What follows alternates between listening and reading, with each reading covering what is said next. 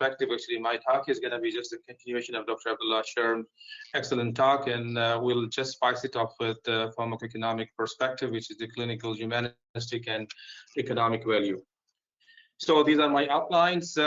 We'll talk about epidemiology of renal cell carcinoma. We'll discuss the stratification model for the prognosis of the advanced RCCs. We'll discuss the international guidelines for the management of the kidney cancer, and we'll discuss the previous standard of care for the management of advanced RCC, and we'll discuss also the newer standard of care, which is the combination therapy for the first-line treatment in advanced RCC.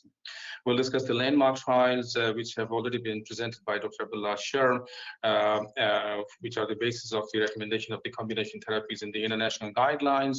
We'll also talk about the humanistic value, which is also one of the perspective of the pharmacoeconomic analysis. And lastly, we'll talk about the cost effectiveness analysis. So let's go to the epidemiology of the renal cell carcinoma. This was the report presented in one of the open access research journal about the global trends and projection of the kidney cancer.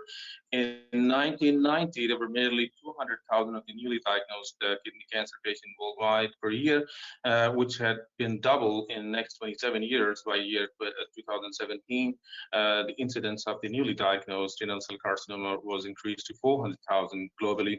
And this incidence is expected to increase up until 2030, and it's projected to the incidence is increased to 475,000 new cases in year 2030. Now let's have some statistics from Saudi Arabia. We have Global Cancer Observatory Report of Saudi Arabia, which was published in 2018, and according to this report, kidney cancer is the 10th most common cancer in Saudi Arabia in 2018.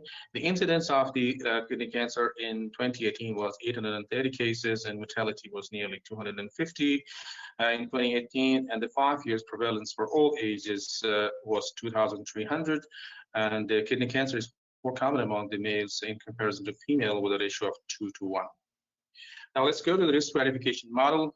I think we are familiar with the older risk stratification model, which used to be Memorial Sloan Kettering Cancer Center, which is obsolete now as it was validated based on the older standard of care, interferon-based chemotherapy regimens. The new risk stratification model is called IMDC model. It is validated based on the newer standard of care, sunitinib, sorafenib, and bevacizumab plus interferon. And actually, I'm expecting a new standard of care in future, because as we go along our presentation, we'll see the combination therapy using immunotherapy-based combination has significantly improved overall survival in comparison to relatively older standard of care, sunitinib and sorafenib, which was standard of care up until 2018 guidelines as per NCCN recommendations.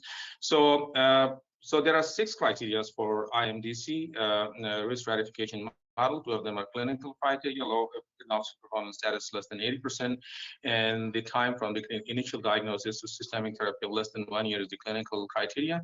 And the laboratory, there are 4 laboratory criteria, which is anemia, hypercalcemia, neutrophilia, and thrombocytosis. So in patients who have no risk factor, there's favorable risk. 2 years overall survival was expected to be 75%, and in intermediate risk, overall survival is dropped to 53%. And poor risk patients, which has 3 to 6 risk factors, overall survival is further declined to 7%. But actually, you will see in the combination therapy, this overall survival has been significantly improved in combination therapy. Let's have a quick glance at the treatment landscape for the advanced RCCs and metastatic renal cell carcinoma. I was born in oncology when there was no sorafenib and sunitinib, which remains standard of care for a couple of decades, 1.5 decades, I would say.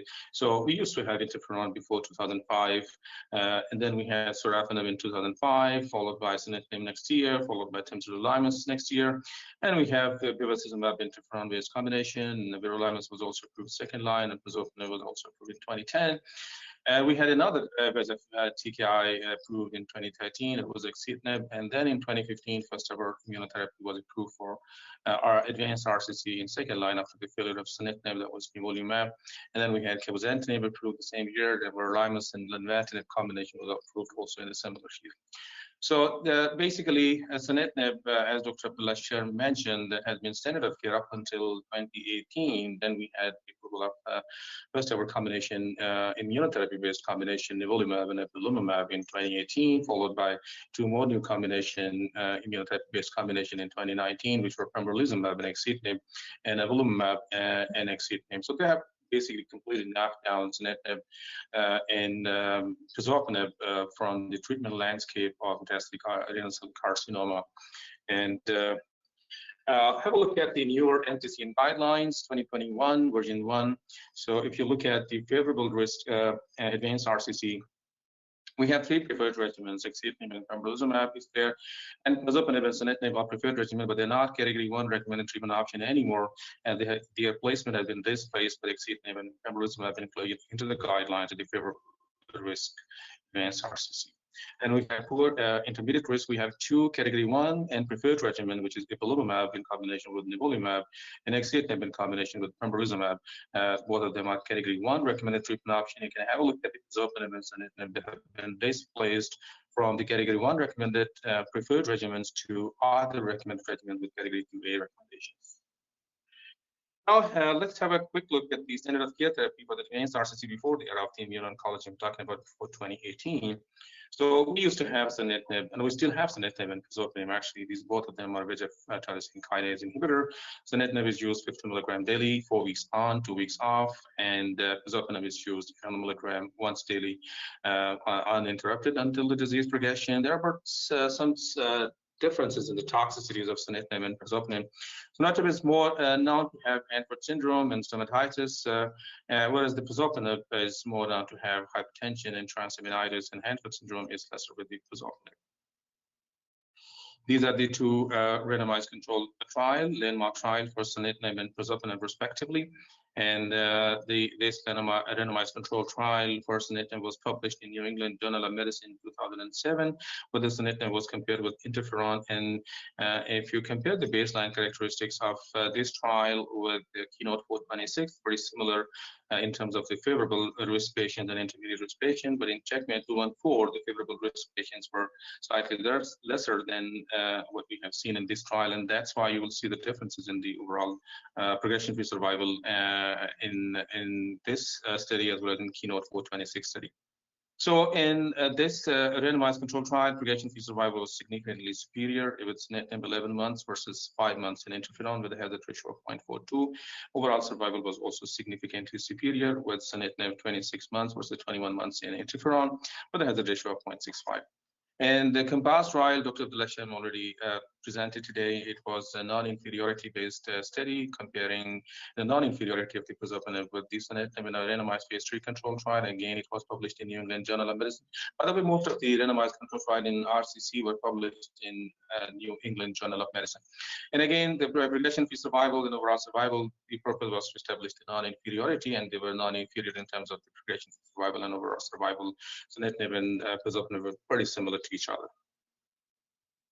I wanted to take your attention on this slide, which is the previous NCCN guidelines 2018's version 1. And according to the recommendation of the NCCN 2018 version 1, you can see pazopanib, sunitinib, bevacizumab, they were category 1 recommended treatment option in advanced RCC, but not anymore, because after the inclusion of the combination therapy, they have been dropped from category 1 recommended treatment option to preferred regimens in favorable risk and category 2A recommended treatment options in intermediate poor risk advanced RCC. So that's what I was referring to. Sunitinib is preferred category 2A recommended treatment options, and also the pazopanib is preferred category 2A recommended treatment option in favorable risk, but they are dropped to category 2A in intermediate poor risk advanced renal cell carcinoma. Now let's get into the new era, which is the standard of care therapy has been changed from sunitinib, pazopanib to immuno-oncology-based combination therapy. Let's see the standard of care in this era of immuno-oncology. So we have 3 combination immunotherapy-based combinations. We have nivolumab and ipilimumab. We have pembrolizumab and axitinib. We have nivolumab and axitinib. So nivolumab and pembrolizumab, they are PD-1 inhibitors, and ipilimumab is CTLA-4 inhibitor. Whereas avelumab work on PD-L1 ligand, which is in the tumor, and axitinib is VEGF tyrosine kinase inhibitor. We're going to talk about the mechanism of action with the illustration of the pictures. So this slide basically provides the conceptual basis of combining immunotherapy-based combinations. So, you know, in order for the tumor cell to have immune, in order to have tumor development, it needs to have tumor escape mechanism.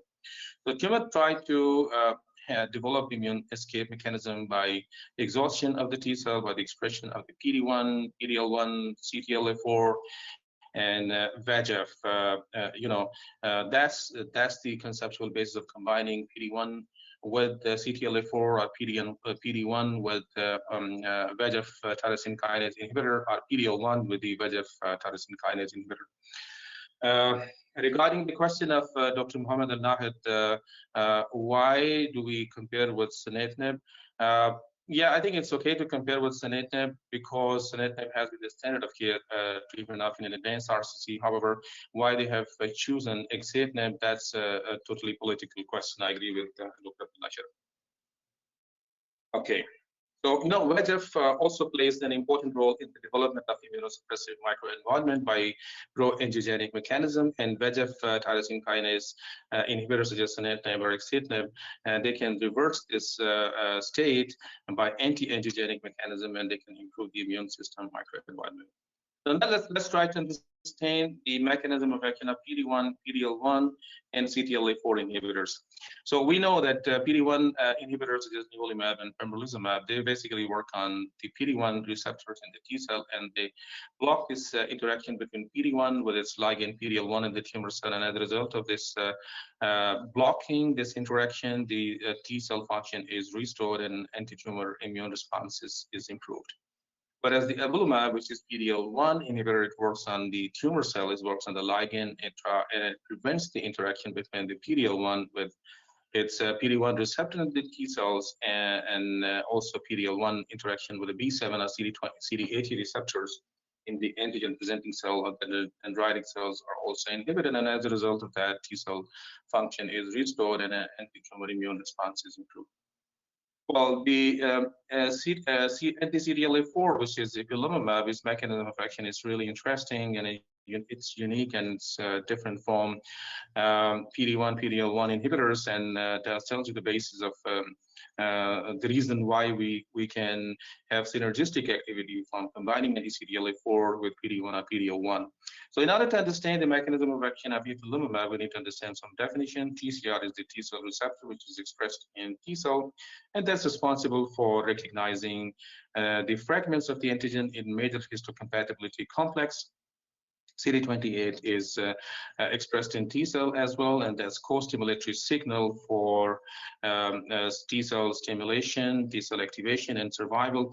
But the T cell activation that happens through TCR and CD28 results in the production of significant amount of interleukin, particularly IL-6.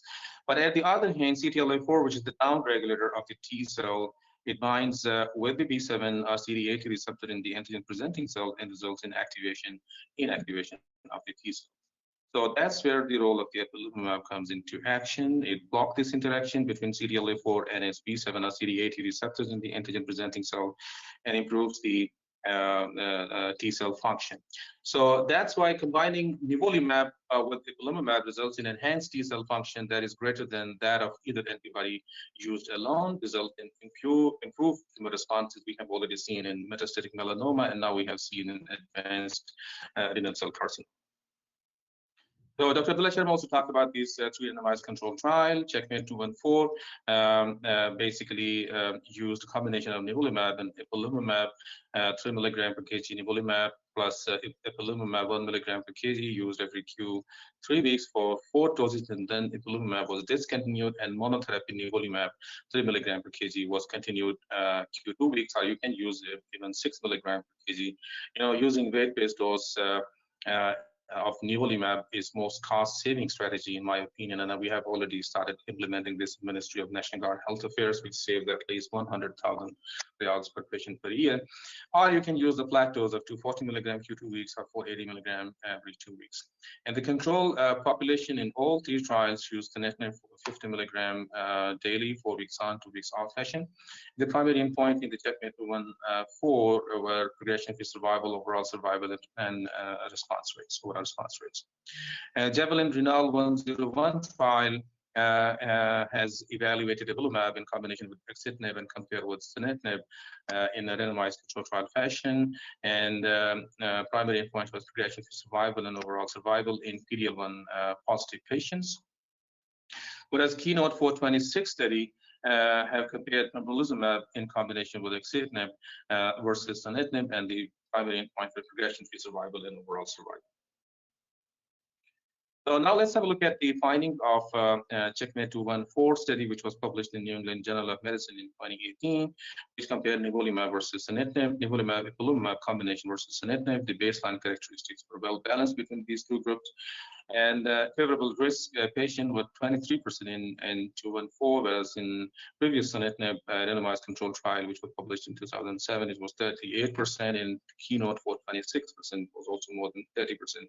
That probably will have some kind of influence on progression-free survival and overall survival as well, especially in the control arm. So in progression-free survival in intermediate poor risk patient with the 48 months follow-up was 11.2 months with the combination arm versus 8.3 months. And this 48 months follow-up was presented by Dr. Lawrence Selvages in ESMO 2020, which was a couple of weeks ago, and they found that the reports are consistent with the previous reports of the progression-free survival. And at 48 months, progression-free survival was curve was plateaued at 35%. And overall survival at 48 months follow-up was 53.4% in combination arm in IDT population versus 43% in sunitinib. And in intermediate poor risk patient, the 4 years overall survival was 50% in combination versus 35.8% with a hazard ratio of 0.6. In Keynote 426 randomized control trial, which was published again in New England Journal of Medicine last year, it compared pembrolizumab axitinib combination versus sunitinib. The baseline characteristics were very well balanced. Progression-free survival was again better in the combination arm, 15.4 months versus 11 months in sunitinib, with a hazard ratio of 0.71. And overall survival at 2 years, 2 years follow-up was presented by Elizabeth at ASCO this year, 2020. So 2 years overall survival in intention to treat population was 74% in combination arm versus 66% in sunitinib with a hazard ratio of 0.68. And 2 years overall survival in intermediate poor risk population was again better in the combination arm, 69% versus 56% with a hazard ratio of 0.63. Then we had Javelin Renal 101 trial, which was published again in New England Journal of Medicine. There's a specific association with all these trials in New England Journal of Medicine, by the way. And this randomized phase 3 control trial compared nivolumab in combination with axitinib versus sunitinib. And again, the baseline characteristics were very well balanced, but the favorable risk patient percentage was very similar to Checkmate 214, and it's much lesser than Keynote 426. The progression-free survival was again better in combination arm in Javelin, in the combination arm, 38.8%, 13.8 months versus 8.4 months in sunitinib with a hazard ratio of 0.69. And overall survival was not yet mature to be reported in Javelin Renal 101 trial. Now, nivolumab is not registered in Saudi FDA. Pembrolizumab and nivolumab are registered in Saudi FDA. So I'm trying to compare and contrast pembrolizumab versus nivolumab-based combination with regards to the cost effectiveness, the pharmacoeconomic perspective. We have already gone through the study design of the Checkmate 214, which compared nivolumab plus ipilimumab versus sunitinib. So the 48 months follow-up of Checkmate 214 was presented in ESMO by Alvages a couple of weeks ago. This is the longest ever follow-up with any immunotherapy-based combination that was presented up until now. So immunotherapy-based combination, nivolumab and ipilimumab was found to have significant overall survival benefit at 48 months follow-up, regardless of the risk stratification. So the median overall survival in ITT population was not yet reached in the combination versus 38.4 months with sunitinib and the hazard ratio of 0.69. And similarly, intermediate poor risk patient, the median overall survival was higher, 48 months versus 26 months in sunitinib, and almost double from sunitinib, and the hazard ratio of 0.65. You can see the curves were very well separated, and they remain separated up until 48 months, and the responses are ongoing. Then we have the subgroup analysis of the overall survival among the IMDC intermediate and poor risk patients. So in all the subgroup, the outcomes were favoring nivolumab, ipilimumab combination in comparison to sunitinib. And we have the progression-free survival data, which was presented again by Albiges at ESMO 2020 a couple of weeks ago, and they found that the reports are consistent with the previous report with regards to progression-free survival. There was no difference in terms of progression-free survival in ITT population, but in intermediate poor risk population, median progression-free survival was 11.2 months in the combination versus 8.3 months in sunitinib with a hazard ratio of 0.74. And they also found that the curves were plateaued at 35% at 48 months follow-up. We definitely need a deeper response rates, such as complete responses and partial responses, which can predict the overall survival. So Albiges presented the best overall confirmed responses per RECIST 1.1 in ITT population, as well as in intermediate and poor risk and favorable risk population at 48 months follow-up. So we have seen that in ITT population, as well as in intermediate and poor risk population, the complete responses with the combination arm was approaching 10% or 11%. Versus 1 to 2% in sunitinib, which is huge. And also the partial responses were better with the combination therapy in comparison to sunitinib. This is a very important slide, which talks about the duration of the confirmed responses. So what we have seen at 48 months follow-up, Albiges presented at ESMO 2020, that the median duration of the responses were significantly longer, regardless of the risk stratification. In ITT population, the median duration of the response is not yet reached, versus sunitinib was 23.7 months with a hazard ratio, very impressive hazard ratio of 0.51. And intermediate poor risk patient, the median duration of the responses are not yet reached versus 19.7 months in sunitinib with the hazard ratio of 5. You can see the curves very well separated, and the responses are ongoing. And there is a cost effectiveness, hidden cost effectiveness value of this prolonged duration of responses, and which we'll later talk about in, when it comes to the cost effectiveness analysis. Now let's discuss some of the side effects. The dark gray color is representing grade 3 to side effects in sunitinib arm, and dark green color is representing grade 3 to 4 side effects in nivolumab and ipilimumab arm. So diarrhea, fatigue, hand-foot syndrome, and hypertension, these were more common with sunitinib, whereas pancreatitis was more common with nivo-ipi combination versus sunitinib. And overall, nivo-ipi combination was well tolerated, and median duration of the responses was 8. Median duration of the treatment in nivo-ipi was 8 months, and also sunitinib was continued for 8 months in Checkmate 2. That's an interesting post-hoc analysis which was presented by Dr. Nizar last year in ASCO. So he found that those patients who discontinued nivo-ipi combination due to adverse related events, they actually had better overall survival. If you look at the 42 months follow-up, which was presented last year in ASCO, those patients who had adverse events and they discontinued nivo-ipi combination because of the adverse event, they actually had better overall survival better than to ITT population, 66% in those patients who discontinued therapy versus 56% intention to keep up.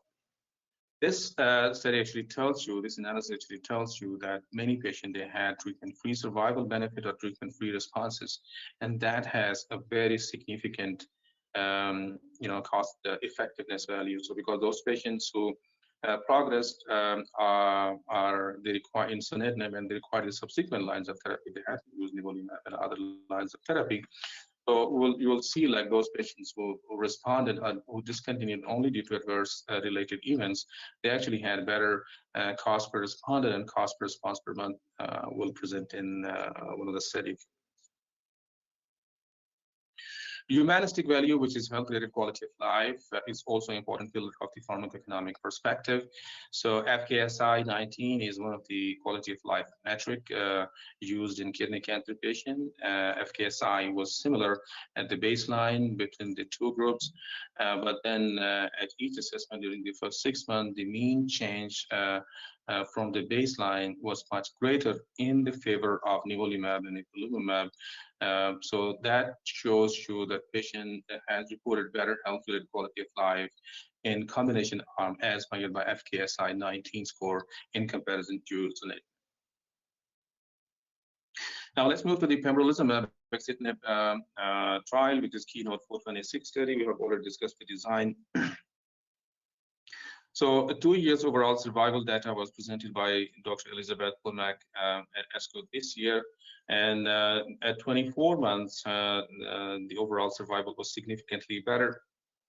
In the combination arm, 74% versus 66% with sunitinib, hazard ratio of 0.68, very a good hazard ratio.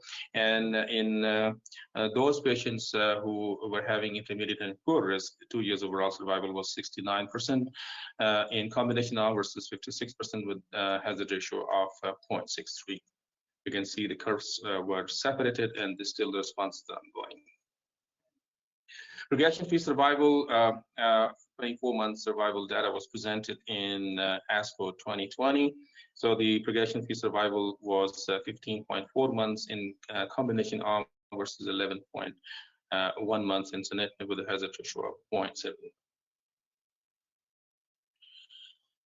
Confirmed overall responses were also better with the combination arm pembrolizumab axitinib. The complete responses were 8.8% with the combination versus 3% with the sunitinib, and also partial responses were better with the combination in comparison to sunitinib. And the duration of the response also was better in pembro axitinib versus sunitinib, 23.5 months versus 15 months. And this is overall survival, progression-free survival, and overall response rate in IMDC favorable risk advanced RCC patient. There's not much big difference in overall survival and progression-free survival between the two arms, but overall response rate was significantly better in the combination arm versus the sunitinib. Whereas the overall survival, progression-free survival, and overall response rate were significantly better in IMDC intermediate and poor risk advanced RCC. You can see the clear separation of the curves in overall survival between the two groups with impressive hazard ratio of 0.63. Progression-free survival also was significantly better. The clear separation of the curve, hazard ratio of 0.69. Overall response rates were also better with the combination. Now, the grade 3 to 5 side effects are listed on this slide with the dark green color, and dark green color is actually pembro axitinib grade 2 to 5 side effects, and the dark red color is representing grade 2 to side effects of sunitinib. So you can see diarrhea and hypertension were more common with pembro axitinib. Hand-foot syndrome is more common with pembro axitinib. That's the class effect of VEGF TKI. Axitinib and sunitinib both have hypertension and hand-foot syndrome. Fatigue was more common with sunitinib, and transaminitis was more common with pembro axitinib. Whereas thrombocytopenia and neutropenia were more common with sunitinib. So now I would like to quickly have your attention on the trend of the hazard ratio, what happens over time with the hazard ratio in Checkmate 214 trial and Keynote 426 trial. So we have 30 months follow-up data and 48 months follow-up data, which for 30 months data follow-up data was presented in ASCO GU last year. And overall survival in ITT population had a hazard ratio of 0.71, which improved over time to 0.669 at 48 months follow-up, which is really impressive, and that shows you the median duration of the response is ongoing. Actually, it's 48 months, and it's not yet reached in the ITT population in Checkmate 1.4. whereas the overall survival in favorable risk was not significant at 30 months follow-up, but at 48 months follow-up, it has improved.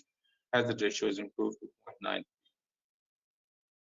Whereas what happened with the hazard ratio in Keynote 426 over time, it actually got worsened. In IIT population, 7 months data was presented in ASCO-GU last year. The hazard ratio was 0.53, and at 23 months follow-up data, which was presented in ASCO this year, the hazard ratio has worsened to 0.68.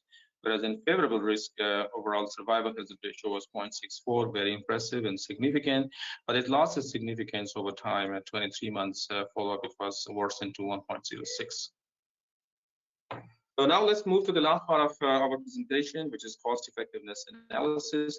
So basically, we are comparing nivolumab, ipilimumab, and pembrolizumab and axitinib, especially in intermediate and poor risk advanced RCC. So in first year, you have to use nivo in combination with EP. So the cost of the first year is 452,000 reals versus the cost of the pembrolizumab and axitinib is 608,000 reals for the first year, and the same is the cost for the next year for pembrolizumab and axitinib.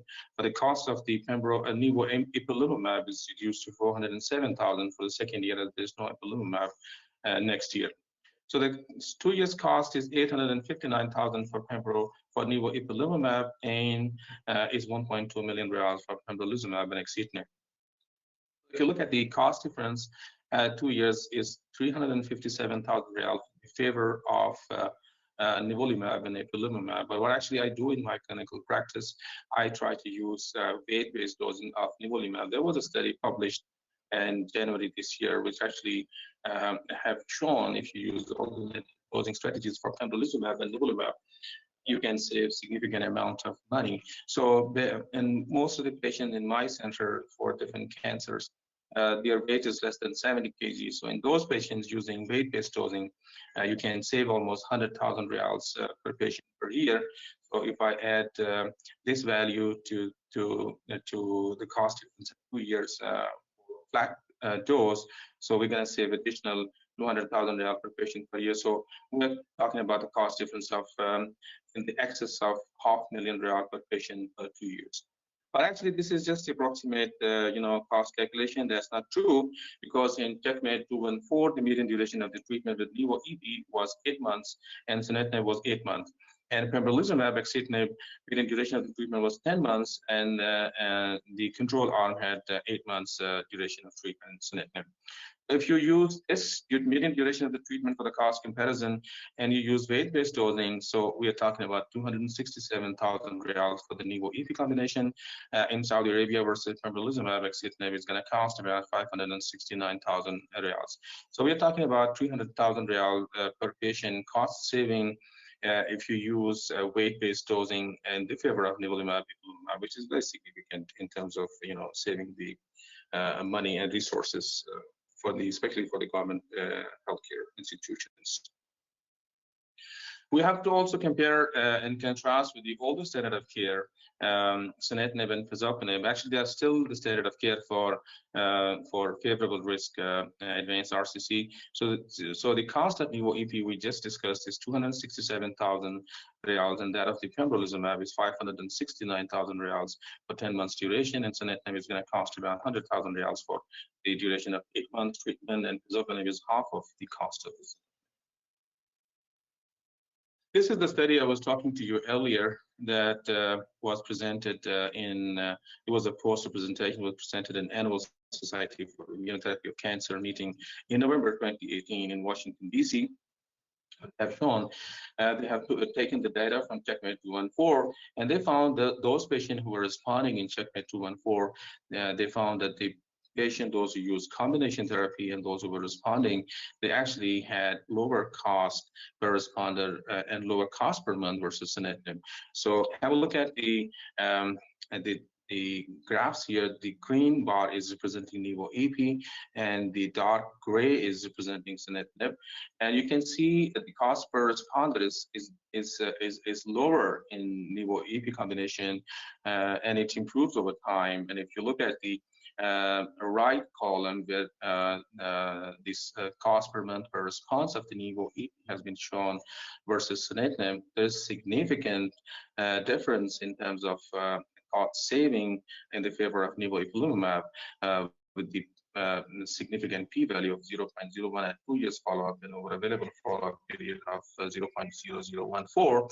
You can see the cost per month per response was $38,000 in combination arm versus $53,000 in sunitinib. So what happens basically, those patients who are taking sunitinib, so when they progress, they cannot require subsequent lines of therapy. They will receive nivolumab, they will receive everolimus and other lines of therapy, and that's why the cost per month per response is higher in sunitinib arm, whereas many patients who discontinue therapy in nivolumab, ipilimumab combination, they remain treatment-free responses or treatment-free survival. That has very significant hidden cost-saving value when you do the pharmacoeconomic evaluations.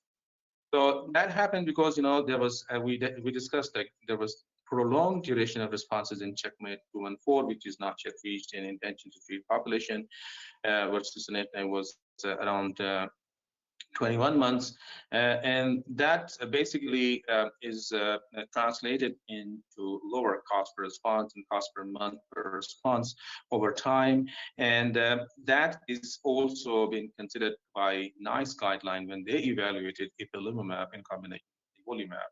So they found this is a cost-effective strategy, cost-saving strategy. NICE guidelines are really tough on approving drugs. So we thought the acquisition cost of nivo-EP is much more financially toxic than sunitinib. But actually what happened over time, so those patients who receive sunitinib first line, they can require subsequent lines of therapy. So the NICE evaluation, they found that if you use nivo-EP ipilimumab in first line advanced RCC in intermediate poor risk patients, so it's more cost effective strategies, cost saving strategy in comparison to other lines of treatment.